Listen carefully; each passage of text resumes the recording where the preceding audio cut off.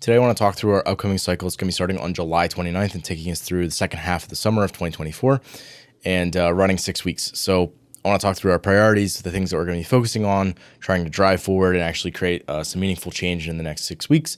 Again, always assuming that we are doing CrossFit throughout the week and that we're trying to keep as much varied touches on as many different things as we can to keep all the skills and the different movements as sharp and as crisp as we possibly can while still trying to improve in certain aspects.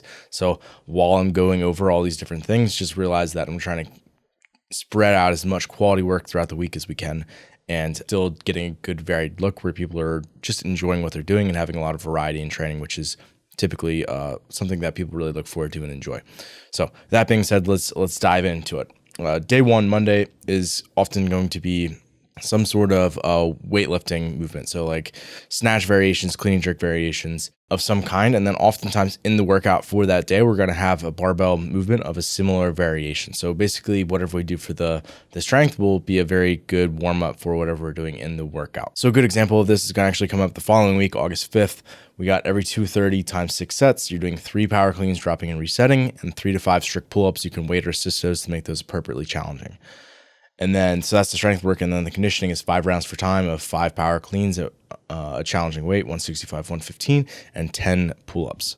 That's the kind of thing that you can expect on Monday. Okay, Tuesday, joint health is going to be incorporated into this at some point, probably in the warm-up or in the accessory work afterwards.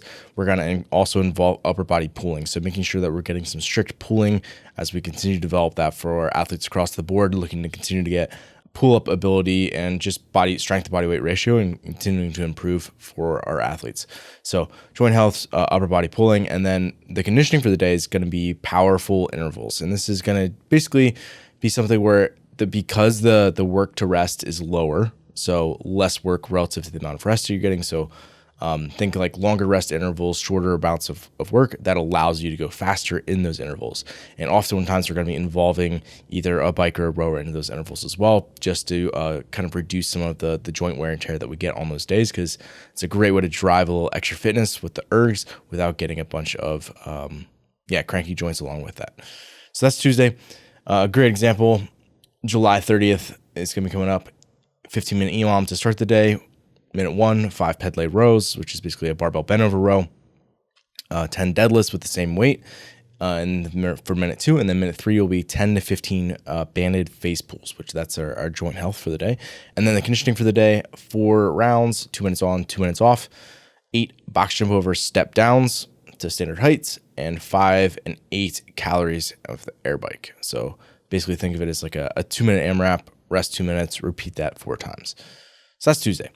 Wednesday, we have squat strength. This is often going to be front squat, not necessarily always, and often it's going to be in an unfatigued format, however, not always. So again, I'll try to vary the looks of that, but make sure that we're actually continuing to drive that squat strength, particular front squat strength, up during the next 6 weeks. And then basically after that, we have a pretty open-ended Metcon because the next day is a recovery day, as long as we're not touching on the exact same things, leaving that block pretty wide open as to terms of like what we can actually put into that slot. So on July 31st, we're hitting every 3 minutes times 5 sets, 6 to 8 front squats. So pretty high rep range as we get across the cycle. Those reps will continue to get trimmed down as we continue to push the loads higher and higher. And then 3 rounds for time with a 15-minute cap. This is actually a repeat workout from January 6th of 2023. 3 rounds for time, 18 reverse lunges with a 95 or 65 pound barbell. We're actually using 60% of today's strength, whichever is less in that case. And then 15 toes to bar and 12 thrusters at that same loading. So that'll be a great example of Wednesday. And then Thursday, a recovery day here at the gym, or more of a lower day where we're trying to walk out feeling a lot better than we walked in, feeling refreshed, recovered, rejuvenated. We're going to have some aerobic work on this day, some inversion skill. That's going to be something that's coming up every single week to continue to get people to progress towards, improving, more so like handstand push-up, handstand holds, handstand walking. But for people who aren't comfortable yet, they can obviously work on drills, the things to work on like wall walks and things if that's still a limiting skill for you.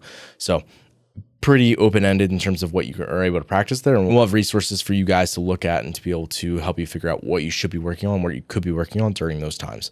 So some aerobic work, as we almost always have in there, is often erg based, some inversion skill work, and then some upper body bodybuilding. And we might also have some lower body accessories as well if it fits in nicely. And finally, Friday, we're going to have intervals. And these intervals are often going to be in sort of like the 1-to-1 work to rest range, where it allows you to put out a good effort, then really recover and do that again. So like basically have a repeat effort across that thing versus having 3 rounds for time, and the first one takes you 2 minutes and the last one takes you 3 minutes and 30 seconds. That wasn't repeatable. And one of the things that we want to be able to do is obviously repeat the work that we're doing. And that's going to help you be able to take that fitness that you have there and put it into that 3 rounds for time type environment. So it's kind of building towards that. So the other thing that I want to make sure that we're doing in these intervals is that we are able to incorporate some sort of strength work into that. So not just conditioning on this day, but also sort of strength at high heart rate, let's call it, right? Where you're doing different patterns and higher tension movements, but because of the rest that's put into there, that you're allowed to where you're able to repeat that. So, and then finally, we'll probably do some sort of like hanging variation from that. So like, again, hanging from a pull-up bar, rigs, maybe the rig getting onto the rings, or, a pegboard or a rope, right? Just a little bit more varied in how we're looking at things. So just trying to incorporate as many different implements as we can as well. And then finally, as always, we will have some sort of partner workout on Saturdays to make sure people are having a good time, getting a little sweaty, possibly getting some strength in there, definitely getting a bunch of conditioning. So there you have it. That's our new cycle that's going to be taking us through the second half of the summer of 2024. We'll see you soon.